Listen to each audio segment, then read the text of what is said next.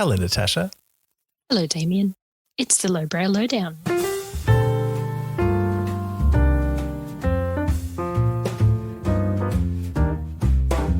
Okay, so readers. Readers. We are the readers. You are the listeners. Hello. Hi. Hello, listeners. I'm Natasha. And I'm Damien. Welcome to episode 9 of the Lowbrow Lowdown. We are reading pandemic-themed literature, so you don't have to.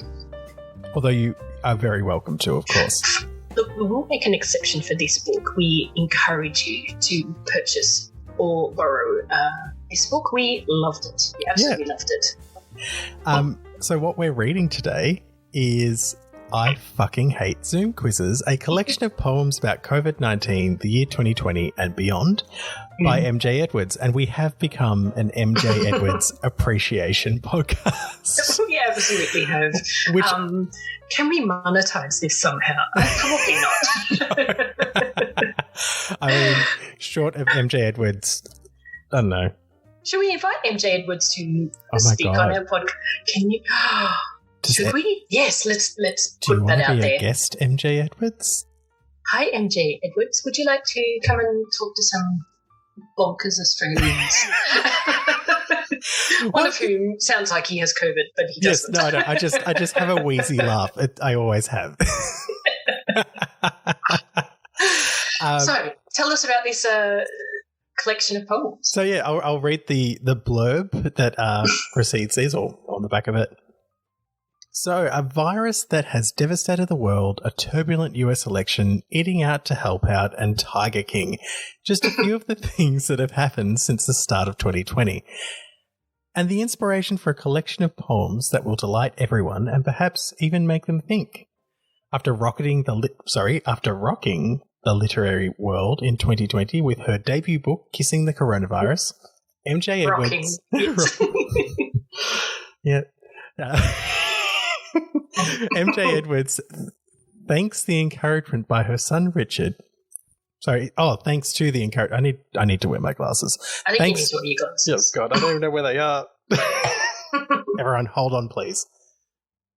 Oh my God, that's so much better. And you can make the screen. You just go to the little paintbrush and just zoom it out a bit. Oh yeah. Yeah. I mean, I can read it now. Sorry. Do you know how to use a computer? Well. Thanks to encouragement by her son Richard, has collated her favourite 26 poems about 2020 and beyond into this collection. From the saucy to the sad, it's the only poetry worth reading about one of the most difficult 18 months in modern history. Look, that's a very accurate blurb.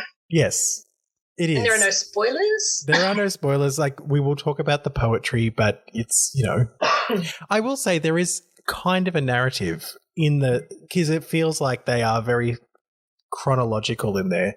They are. I wonder whether that's a deliberate thing, and maybe it is, because we do start. The first poem is probably my favourite. Hold on, I have to remember which is which. Okay. Oh yes. Yes. It's 3 stanzas long, and it includes the phrase "fuck you" 36 times. So. You counted. I counted. I counted. I hard related to it. We all related to this. Yes.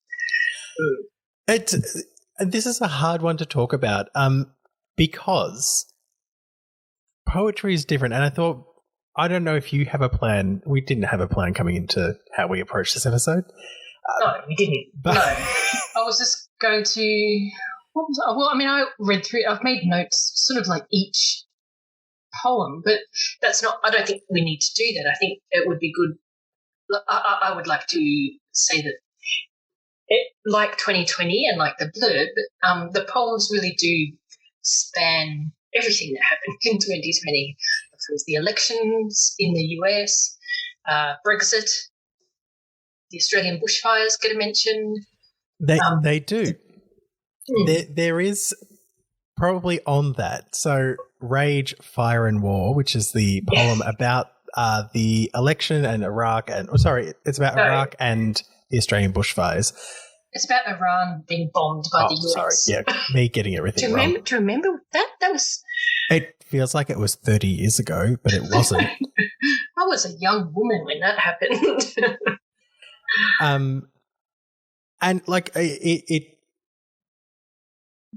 does capture that moment, and like that period of time, I know for you and I was pretty intense. Like this is before COVID, but we lived in Australia. Super intense. We worked in a place where, you know, we were not personally in the bushfires, but our work was affected by it, and it was a stressful and intense time. And I remember after that happening, when COVID was like known but wasn't, we didn't realize it was going to be a big deal. Hearing about, and we all went to Chinatown to support restaurants because people were giving Chinese people flack, which is awful. But we were told, like, you know, we've just been through a traumatic experience and everyone needs to take time out, and that never happened. It never happened. It's like that for everyone around the world. But yeah, of course. Yeah. But I just, reading that, I sort of read it and think there's almost a bit of hope there if like all these bad things are happening, but it's actually it's not being written at the start of 2020. It's been written after the fact because, you know, the last stanza is humanity cursed this turbulent start to a year which promised us the earth, 1 down, 11 to go. You know, obviously it was January. The rest would be so much butter. The rest would be so much better. What fools we were. So this is written well after. It is, but I do still feel that kind of the year that promised us the earth sense in it, and I kind of I remember that feeling going, this is hard, but do you know what? Yeah, and I just changed jobs, and I was telling myself, okay, this is the year. This is my year. This is a year for Natasha to recharge and reset because after the last few years, and it was, wait, no. Sorry, I'm out a year. I had not started a new job. I was halfway through a job. Yes. Yeah, holy shit. All right, so that's what COVID has done to my brain. COVID time, not actual COVID. I do wish the note from the author, it wasn't there at the end. I do wish that too. Well, my little notes to myself, this is about Iran, this is about Australia, this is, and then note by author, just to be clear, this is about the Australian wildfires. Also, they're not wildfires in Australia, and the US bombing Iraq. Oh, Iraq. Yep. But I do wish that author's note wasn't there. I don't think it was needed. And it wasn't needed. No, I agree. 100%. And it's that thing of poetry, you put it out into the world and you have all the intention you want to give it, but you should never expect someone to take the same intention because it's personal. It's Stuart Hall's reception theory. You have people who read it as intended, people who negotiate their reading, and people who have an oppositional reading. And that's okay. It's part of art. Mm-hmm. And poetry is a bit quieter. Well, for me, like I'm not a huge reader of poetry, but there are some books I do quite like to get into. But it's a very quiet thing for me. It is something I do in solitude. It is something when I just need to unwind a little. And this poem, even though it was about quite dark events and a turbulent start to a pretty shit year that originally seemed quite hopeful after these horrible events, still was quite, that softness of language, softness of idea. I don't know. I've lost track. Sorry, people. No, I've been super distracted. But I feel it. Like it. There was. I read it and it did take me back to that moment. So artistically, it lived beyond. Yeah, no, that's a really important and precious thing for art to be able to do that, to be able to take you back to the moment that it's talking about, which differs so wildly from MJ Edwards' other books. What we should say, poetry is hard. Poetry is hard, and it doesn't have to rhyme, and these don't. Not all of them do. Some do. There are some that do, and there are some that are presented more as poetic prose, and it's. I feel like these poems, and maybe I'm wrong, but I feel like these received a lot more thought and editing as a body of work, and even individually, but as a body of work, I feel like there was a lot more thought into how they'd be received. Yeah, there feels like there's a very strong and quite positive intention behind them. I could put positive sense out. Even the ones that dealt with quite sad topics, there was the occasional twist. It was like poems with a twist. How very novel. Well, and to add to, we were in the Kissing the Coronavirus series following the kind of drama of the author's life. Oh yeah, there is that as well, and that is in here, and it was actually quite useful to have read those.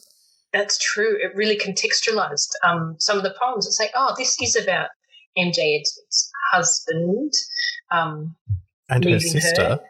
Them. Well, no, yeah. In terms of how we move forward, so do you have a poem soon after that you want to talk about? Because the next one on my list is Clap for Carers, which is a few along. That's the one absolutely, I liked Clap for Carers. I think really felt it. Yeah. It sort of, it sung to that frustration with this kind of, we have to be really performative. That was the word I was literally just about to say. It was a really performative showing of support, which after the first or second occurrence just seemed ridiculous. In the UK, it went for ages. Did it happen in Australia? No, thank Christ. But all of the UK comedy shows make fun of it. Yeah. And I understand best intentions in the world, but best intentions don't fund the NHS, which is struggling for funding. They've been struggling for decades. It is just Thatcherism has ruined the country. We won't get into that either, Natasha. Shut up. But again, there is this really quite beautiful narrative in this poem, and this is one of the ones that sort of it's written in prose, and it shows that kind of good intention getting subsumed by just realizing that it doesn't mean much, and then it's sort of having another surge. Yes. So it really does come in waves, and then there's this ending, or it seems like it's a very sad and traumatic ending. Yes. So can we talk about this story? I think that's a good idea. I feel like this is a good one to talk through. I think this one. So George stands beside his wife Jennifer in the doorway of their home. They're clapping for the carers.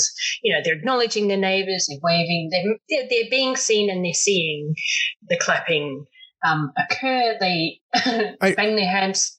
And it is made clear that it's really important to be seen and to see others clapping. The recognition. That underpins everything. It's about the performance. Yes, we're clapping and we see you're clapping, and aren't we good people? Yes. Yeah. They are. That's right. They've been told it's the right thing to do. So they can't think for themselves. They're banging their hands together like seals who are begging for scraps of fish in a fish market. And that's perhaps exactly what it just became a parody of. Maybe originally the idea of clapping for carers once might have been nice, but after that it just became a parody of itself. Yes, to keep doing it is to sort of act as if it does something more than just make someone feel good for a moment. And while that is important, it loses all sense of meaning after you've done it a couple of times. Yeah. It's like, you want as much recognition for going out and clapping your hands as you want to give us for doing life-saving work. I say us as the royal us, because neither Natasha nor I clapped for any carers. No, but also nor are we people who are carers. No, correct. I'm not a hero.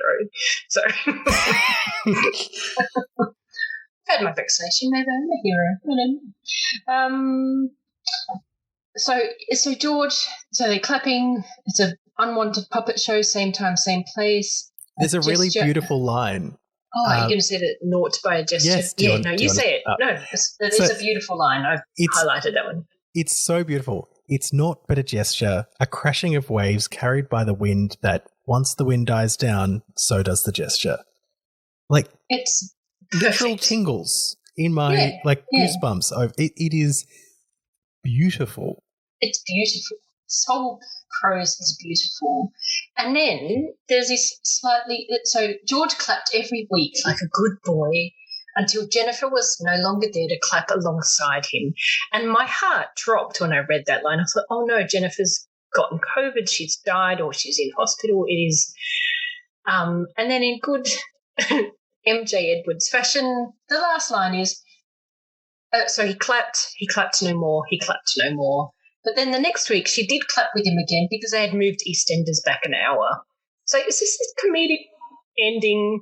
It's prose with a twist. So there's very serious telling of something that took itself far too seriously, and then we're shown how irreverent it really is. It's like, oh no, she's just EastEnders was, she was like, I'm doing this and I'm missing my favorite show.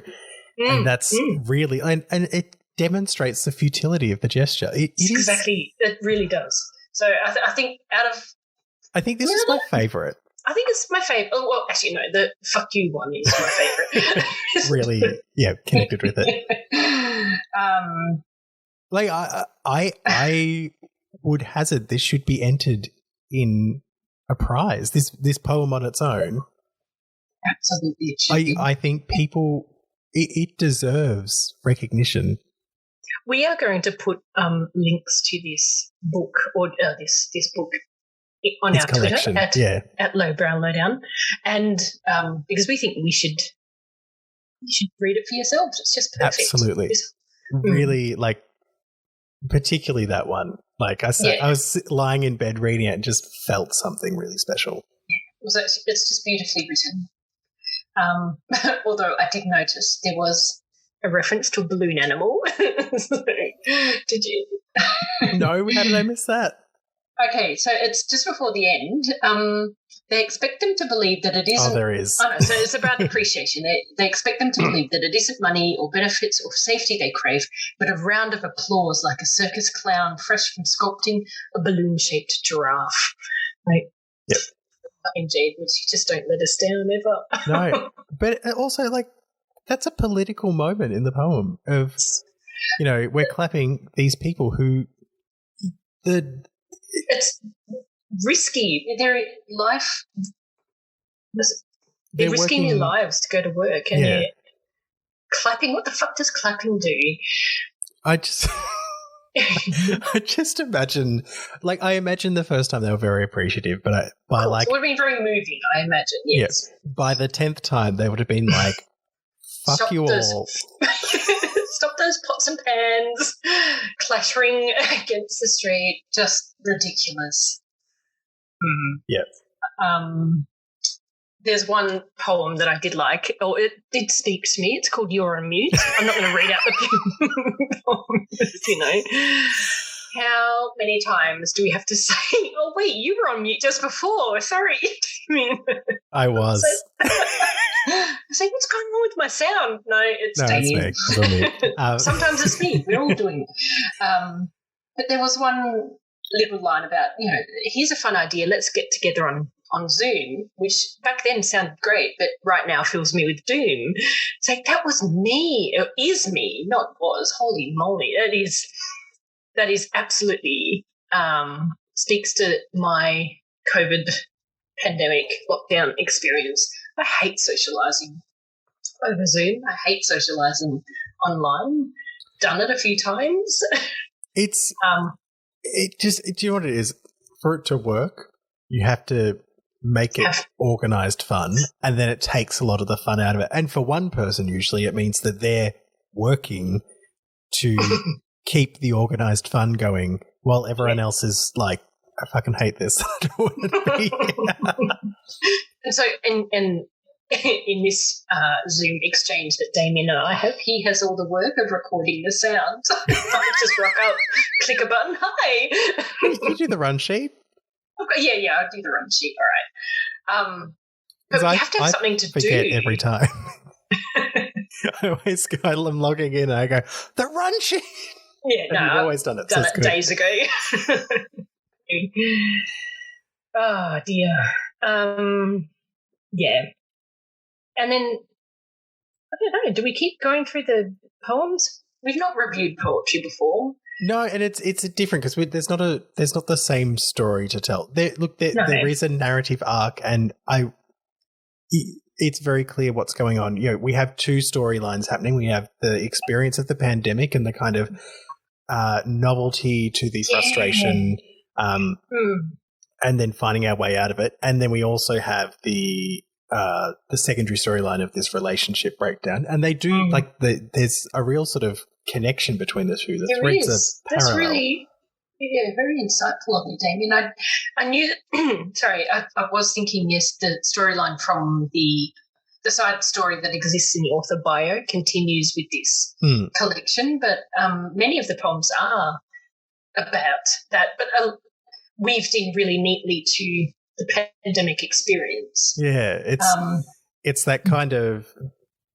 We won't talk about it too much, but there's one called 6 Months, and it's kind of it feels like it's about the pandemic, but then you realize it's also about the relationship. Yep, it is. Yeah. It's 6 months. That's how long it's been. 6 months since anyone has kissed me. And then and you're like, oh, yeah, because of the pandemic. But it's also, no, it's since my husband. It's about, yeah. It's 6 months you've been in love with my sister. Yep. I know, bombshell. Bombshell. It's just sad, actually. Although the Key Workers poem was really lovely. It was really just, that was all of us talking about performative acknowledgements. Yeah, but also it's sort of like talking about that kind of you're doing your best. And here's the thing, like, you know, and it's not just doctors and nurses. There's people working in supermarkets, warehouse staff, and it's that recognition of this is quite a. I mean, we're not being funny today because this was a really nice book. This was a really lovely book. Look, there's a few funny moments, but it's not filling us with dread or horror. Her some of the others. Her son has sent her an email, which she's just used as the foreword. And he says, don't include one of the poems, which is about Pizza Hut. And when I was like, oh, I wonder what that one is. It's the one where she eats a woman out at Pizza Hut. Yeah. That's the eat out to no. Dine out, eat out to something. Eat out to help out, which was the Boris Johnson thing. That was that ridiculous fucking hell, honestly. Eat out to help out. Instant meme. Yes. Instant. I mean, and deliberate. Like, what idiot wouldn't it? Yeah. Well, and very much picked up here where eat out to help out is to be eating out a woman for the first time in a Pizza Hut. In a Pizza Hut. So it was quite funny. Just also like the staff had to come up and kick them out. Like it was. Thankfully, there was no evidence, no diners. The CCTV was bust. It was just great. It was. And then somehow I ate a minge. It's like just lovely. Isn't it? Just poetry. Hold on. It sort of comes out of nowhere. It absolutely comes out of nowhere. Now page. Yeah, I found it. Eat out to help out, they said. A catchy phrase and one quite clear enough. Except for me, because it turns out it doesn't mean to lick a muff. It's a limerick. Limerick! Oh my god! Oh, it's so good. Oh, it really made me laugh. It's like it has a bit of the Dr. Seuss about it. You could read it out in a Dr. Seuss kind of lilting. Yeah. Are we going to do the Barbie Girl one? How have I forgotten so many of these? Single Girl, read to the tune of Barbie Girl by Aqua. I'm not going to sing this. I'm a terrible singer.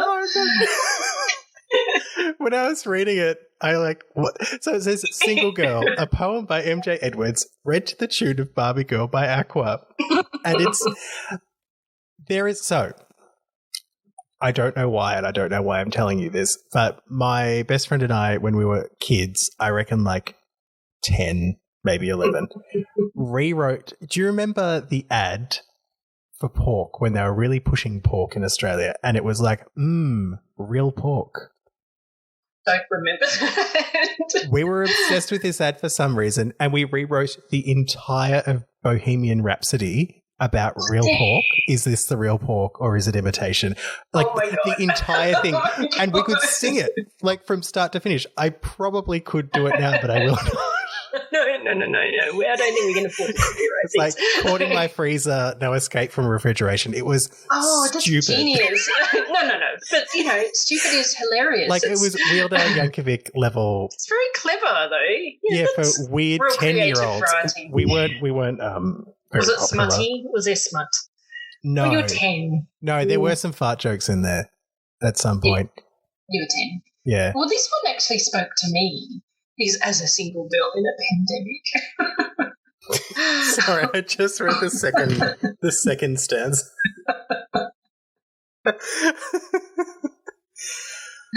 Oh, I'm not going to sing it. I will read out the second stanza because but don't sing it.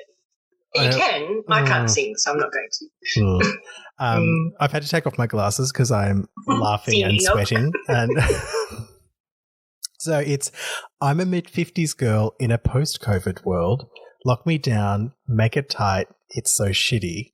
No more fun, no more sun. Just the same drab 4 wars. Takeaways, more TV, wanky, wanky. Wanky, wanky.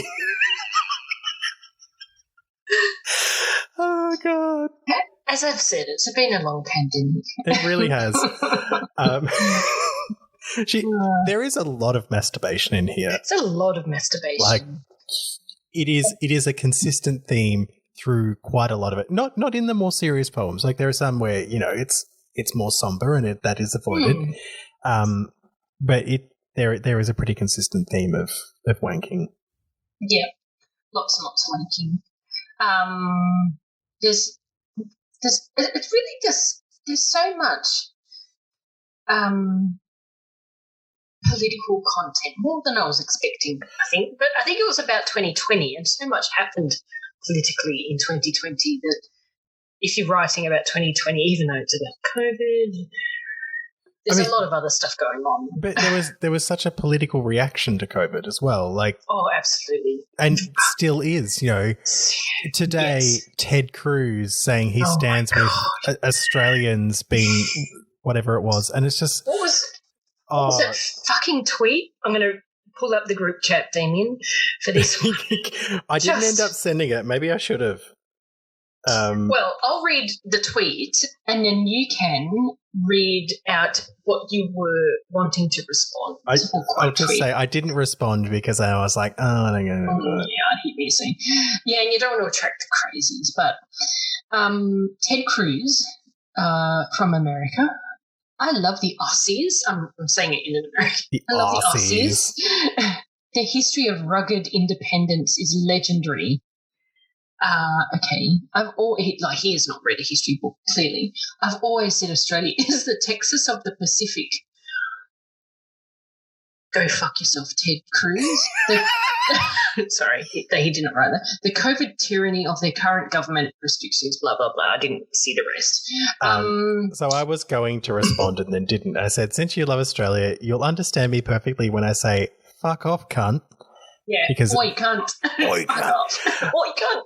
But also currently reading a academic book, some scholarship about white Australian masculinity and how the ruggedness of the Australian bushman was this kind of confected idea to differentiate us from the dandies of the the motherland because, you know, they were sort of embracing high culture and masculinity in England was becoming more kind of sophisticated. And so there was this distinct, in the late 19th century, early 20th century, this very distinct, we are Bushmen, we are rugged, you know, this rugged land. It's confected. It's like, yes, it is, like, Australia is a harsh place, as Texas is, but it's just big. It was propaganda. It was absolute propaganda. I've got some people who you probably like to read because I know people who've studied and some PhDs and stuff on that kind of idea of masculinity. Anyway, we digress. My favourite thing that I've read so far is about it was early 20th century. Larrikins used to be quite dandy men. They wore red scarves and perfume and did themselves up to be larrikins. Yes, larrikins. And then there was a politician who made this big deal about how homosexual they looked, and then they became really rugged and everyman and working class in response to this kind of push to make because, you know, the larrikin was not what you know, they did stand up to authority. They were, even in their fancy days, they were independent. Yes, except not rugged. And so they became working class in response to this, like, no homo, like, like the modern larrikin who is never applied to a working class man. It's always fucking Carrie Fisher or someone, like, in there. Anyway, but the modern larrikin is just a confected response to people thinking they were gay. So next time some guy goes, I'm a larrikin, it's like, oh, you're scared people are going to think you're gay. Like, just think that. Look, if no, I'm not going to meet men who call themselves larrikin. That's not what. I mean, you might on a dating app. Yeah, that's I did like one line out of the Dear Mr. President poem. Oh, yeah? Where MJ is writing a letter to the former president of the United States and asks whether he's ever met Bill Pullman because he would be a nice president. I would totally vote for him if I were American, but that film was sad because he had a dead wife and your wife looks like she hates you. I cannot sell things on eBay to Ireland. Oh, okay, right. Yeah, there's Brexit. Brexit makes us... I think the poem that I really did like a lot, New Year, New Me. Remember when we thought 2020 was the bad year? Oh, I do. I really do. And that all of our hard work, and especially us in Melbourne, all of our hard work had paid off, and we were going to start afresh. We were going to have, we're going to have Freedom Day every day.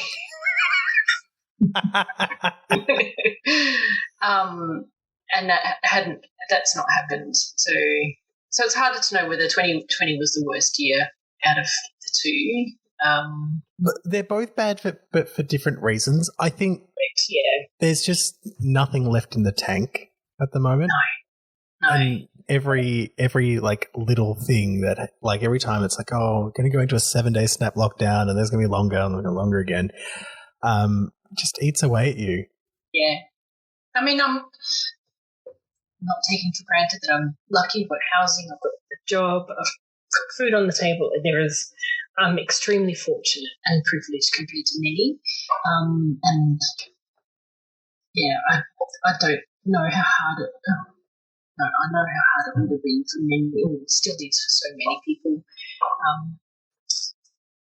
Yeah, it's a shit time. One thing that I think is making this year worse for many people is that there's not the financial support that there was last year, and that is bonkers. I hate this government so much for it. It is like, and with no real justification. No, like, just because they didn't want to. Yeah, like it's like they're going, oh, it's not our fault. There's a lockdown, so we're not going to help our citizens. Yeah, but it's like, it is your fault because you fucked up the vaccine rollout. Oh my god! It just, the sort of constant blame game that comes from the feds in Australia just gives me the shits. Nothing is their responsibility, and like, you can be on whatever side of politics you want, but if you think that they've managed this well, get your brain checked. Like, fuck off. No time for you. You don't have the cognitive ability to make a decision for yourself at this point. So I'm not going to do that thing at the start of next year of, this is my year. This is going to be different. I'm just going to be a lot more accepting and more in the moment and not going to plan anything long term. I'm not going to cancel one more trip unless I want to. I've had the same New Year's resolution for the last 5 years, which I apparently, my sister, when I told her the first time, she's like, that's a great one. I just say, keep being awesome. Oh, that's and whatever a great that one. means that year. Yeah. One of my New Year's resolutions was to just not groan when I got out of a chair. I think I would fail that immediately. Yeah, I failed immediately. So there's a letter to the new president. Yeah, the two presidential letters I didn't love. Like, there were points where it's like false equivalencies, and I was like, let's not do that. However, the final. I'm sorry if you can hear my dog snoring in the background. She's having a dream. I can't hear her. The final poem, and I think this is this is quite sad in its sentiment. Yeah, the ferrets. MJ's husband took the ferrets with him, her ferrets. And so it's called The Ferrets, and its opening line is, "You took my babies from me, you bastard." And you know, it does. You know, I think about my little dog Stella, and if someone were to take her from me, I'd be very upset. Like, you know, I have quite a bond with her. We spend a lot of time together. Dreams? Oh God, I'm going to become one of those people that talk about their dreams. I had a dream the other night that Peanut was taken away from me. No. And I woke up going, what the hell is wrong with my mind at the moment? Peanut is just lovely, and she's my cat. So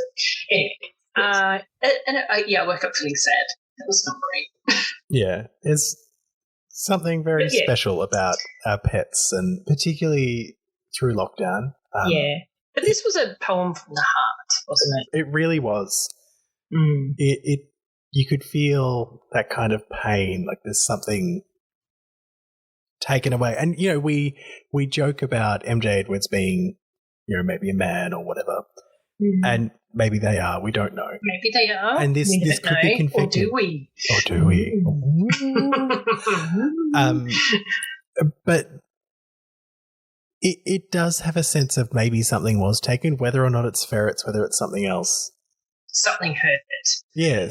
And it's been expressed with these words, whether or not it's about ferrets. I feel like we are reading about real loss.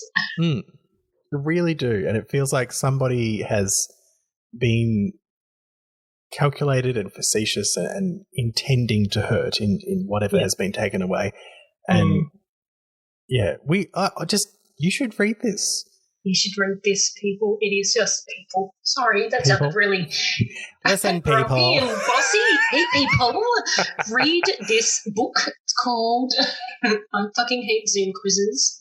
And if you fucking hate Zoom quizzes, this is the one for you. Should we read the author bio? Because we have read them for all of the other books. Yes. Do you want to take it, or do you want me to take it? Yeah, no, I'll do it. Okay. So about the author, MJ Edwards is in the process of rebuilding her life thanks to the kind support of the people who continue to read her books.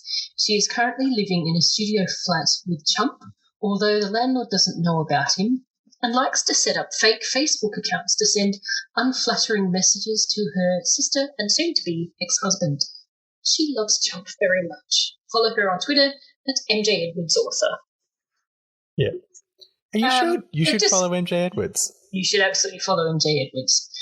They write very funny tweets from time to time. It's excellent. Yeah. I loved this. I'm going to give this absolutely 5 out of 5 face masks. 5 face masks out of 5 face masks. It was a bloody great book. It really was. And what I would say is it is a great introduction to poetry because it's very current. Everyone can relate to it without having to read too deeply into it, which can be a real challenge. Like, looking at poetry, And poetry is very beautiful writing, but it can feel intimidating. But this was perfect. It was just, you could read it quickly. I feel like I could read anything, and it's like, I know what this is about, and it's speaking to me. the themes, as you said, the themes are current. Yeah, it's just perfect. Yeah, perfect poetry. Really, just I'm a little lost for words. I wasn't sure what to expect. I thought it would be more humorous, but I was extremely and pleasantly surprised that it was as serious and well written as it was, and that it had such not a grossly emotional effect on me, but some of those words moved me and captured, a time that we're still in, and so it felt so relevant and real and put words to some of the things I'm feeling. Yeah, that's what it is. It's not that it's not that we can relate. It really is. It's a shared experience, and it feels like we're part of that story. Yeah, it is. It is well worth. It's not a lot of money, but it is well worth the investment to get this for your Kindle. Or you don't even need a Kindle because there's a Kindle app that you can get on any device. Yep. Which is how I'm reading. I read it on my computer. Yeah, I read it on my computer, or my phone, or my Kindle, or my iPad. Yes. Oh my God, I've got all of them. I've got it on all of them, and I just sort of I don't wherever I am. The device. I go to the device. The device doesn't come with me. No. And it's handy. Although I do find that on the iPad or the iPhone, the highlighting is a bit easier. Yes, yeah, my Kindle is Anyway. Tell us what you think. Yes. It's my turn, but sorry, we said it in unison. You should tell us what you think. I really encourage you to get this book, read it, and tell us what you think. Do you agree with us? Is this great writing? We think it is. You can email us at lowbrowlowdown@gmail.com or follow us at lowbrowlowdown on Twitter. We really want to hear from you. We are super keen just to know if anyone's out there. Anyone's listening. I get all these listener numbers and they seem good, but also, is it just a bunch of bots pressing play on our podcast to make us feel special? Or is it me listening to each episode 8 times? Shh, they don't know. They don't know that. No, I only do. I listen to it once in the morning. I go for my walk and I listen to our episode the morning that it drops. Yeah, I do that too. I listen as I walk the dog that morning and kind of do that thing where I just go, do I need to hurry home and fix something I missed? No, you don't. Once it's out there with us, we just have to embrace the moment and move past it. All right. Okay. Well, next week's book, we haven't decided yet. We haven't decided. I think we're going to be reading a Halloween-themed book. We will be, because it'll be almost Halloween. It'll be almost Halloween. We'll be releasing next week's episode. I've got one lined up, but I have to share that with Damien and look it up. Yes, and we're starting to kind of just check the book first before we decide we're going to read it after a few bad experiences. We're not... There's a couple... Yeah, we've only not released one episode, but I'm wondering whether the one from last week... Oh, that book was awful. He absolutely has a Google alert on all his books, and I'm waiting for his wrath. Well, I've blocked him, so hopefully. Oh, maybe that's what I should do. just report his account. I did it. It was shit house. Anyway. He just tweets the same thing 50 times a day. Oh, God. And it's just, and he's real reply. Anyway, we real won't. old boomer energy. Anyway, moving on. Moving on. Thanks, everyone. See you next week. We're very close to freedom. Get vaccinated. Yay. Get vaccinated. Oh, my God. Oh, look, we're not going to use the phrase Freedom Day because that is just appalling, and New South Wales have done it to death. Okay, good. All right. Yes. Get vaccinated, please. Take care, everyone. Bye. Bye.